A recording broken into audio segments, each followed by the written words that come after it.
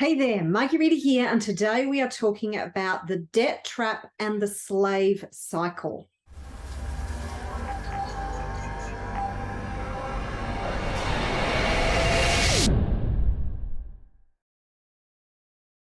Hey there, Marguerita here, mindset and business coach and lightworker from Pitbull and founder and creator of the Wealth Consciousness Movement and the Global Online Business Academy.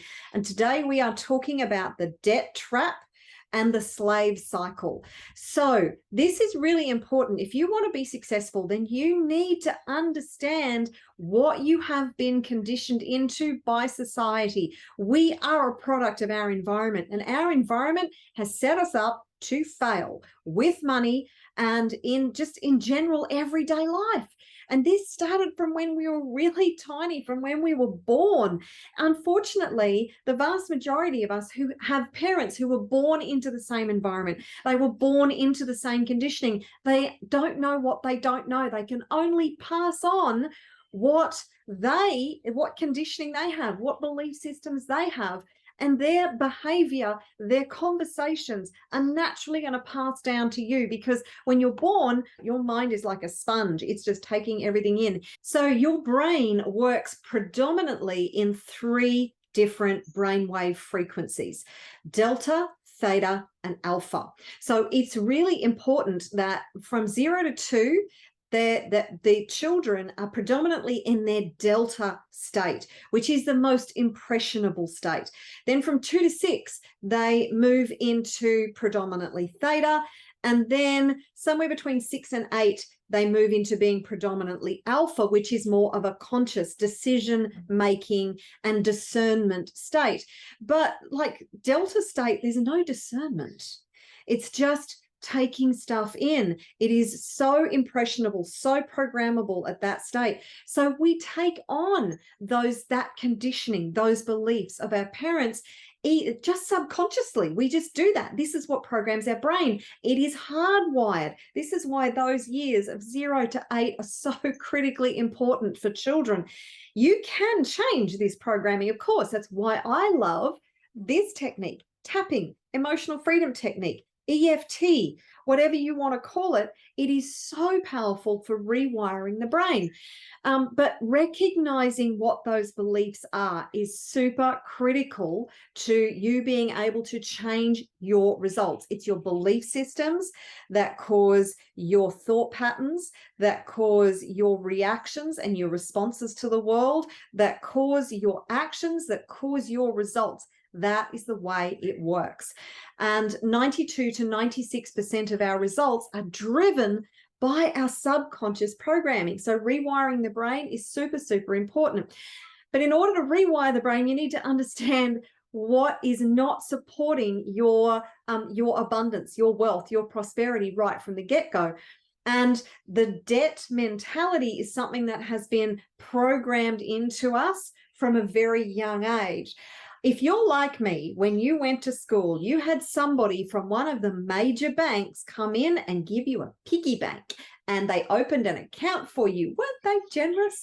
They knew that when they had you as a customer from the very first days, that you would have some sort of a bond with them and you were more likely to continue as a customer. They also knew that you were more likely to get your mortgage, your credit cards, your car loans, your student loans, your holiday loans, whatever loan you were going to get, you were more likely to be in debt. You were more likely to be in debt to them.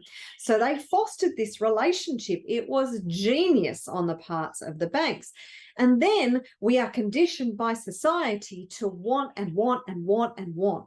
We are not enough if we don't have the latest, the greatest, the best, the this, the that. We are constantly bombarded with advertising messages. Shut off your television. But we are constantly bombarded from advertising messages everywhere. Advertising is everywhere. It is right across your social media. Billboards are everywhere when you go out, unless you're out in the country. in the city, on your computer, on your phone, on your radio, on your television, at the movies. Doesn't matter where you go, you're constantly bombarding with advertising that says, unless you look like this, unless you have this, unless you are not enough. You don't measure up in the eyes of society. You won't be happy until you have this thing. So what happens is this programming causes us to go into debt to have that thing. Unfortunately, most of the stuff we acquire ends up being empty, soulless, unsatisfying, and then we keep buying more and more stuff, so we get into this debt cycle.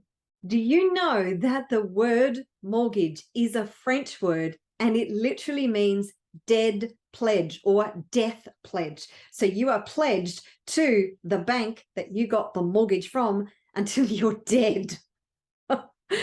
That I can't kid you not. Go and look up the origin of the word mortgage. So it's a death pledge. You know, does that really sound good to you? And then you've got your car loans and all these other things. And as soon as your car is, you know, a few years old, you've got to get another car, you've got to get a new car, you've got to get that new car loan that you are indebted to.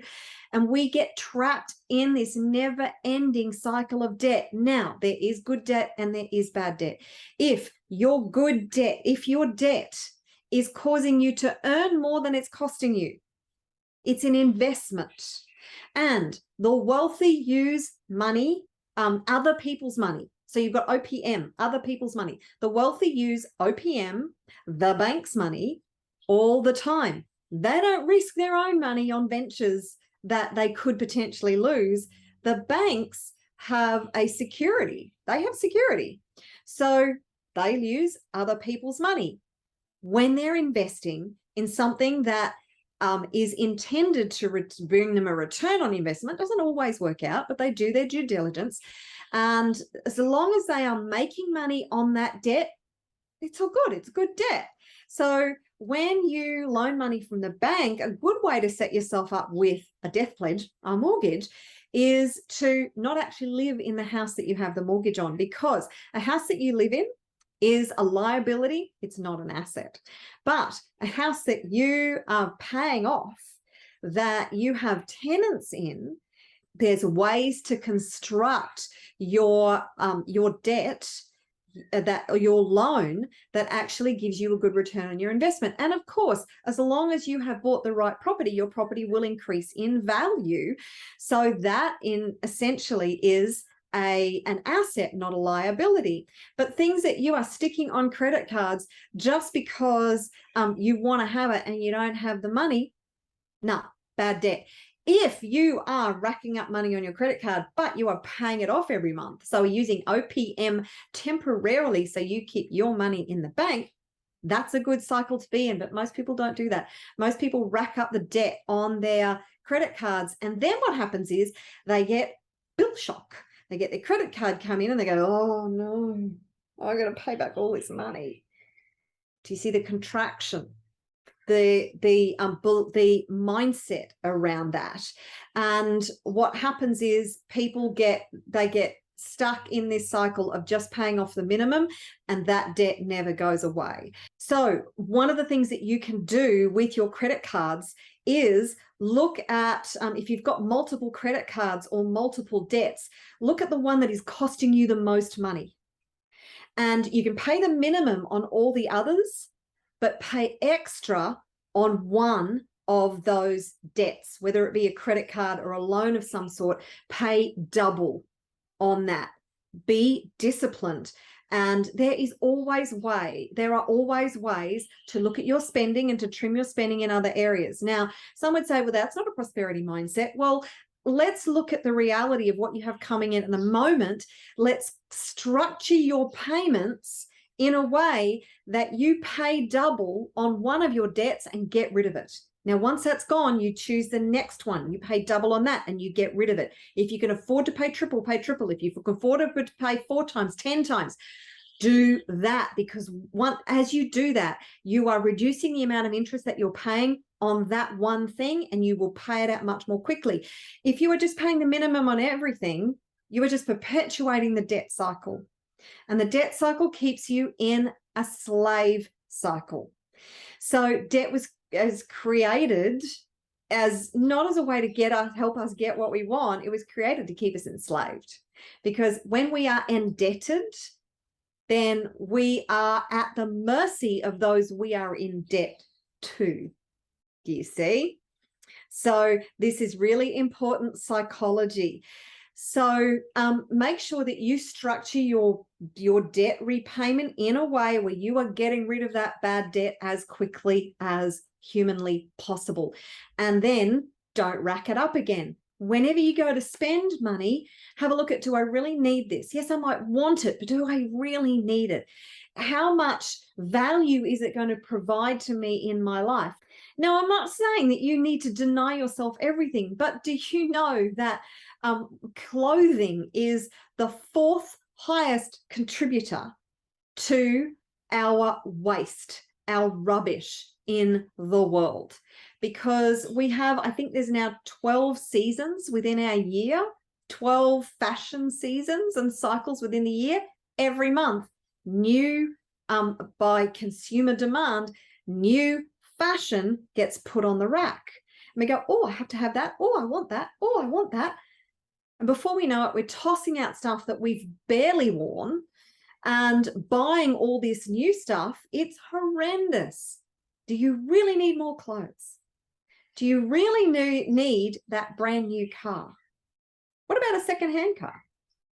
Do you really need to go into debt for that thing that you really want? I always pause before I purchase. And this is actually a great philosophy that I've always exercised, and one that a friend of mine, Rachel Smith, who wrote a book called Underspent, where she lays out lots of different tips, tricks, and strategies and actions that you can take to reduce your debt, to be able to repurpose the money that you're coming in to build prosperity. She bought nothing brand new for 12 months, and off her salary saved something like $40,000, even more. I think it was around $50,000 that year that she went and bought a new property with. Boom! She rethought her psychology. She rethought her behavior and saw that if she actually adjusted her spending, she could set herself up for prosperity. And she recently bought a property in the UK for cash.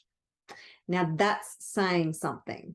So it's just so important, in order to set yourself up right, then you notice your behavior that is sabotaging your prosperity, wealth, and abundance, and your ability to create more wealth and abundance. And you develop new patterns of behavior that create wealth and abundance for you. If you want wealth and abundance, you've got to develop the mindset, the behaviors, the strategies to be able to create that, as well as knowing that you live in an abundant universe.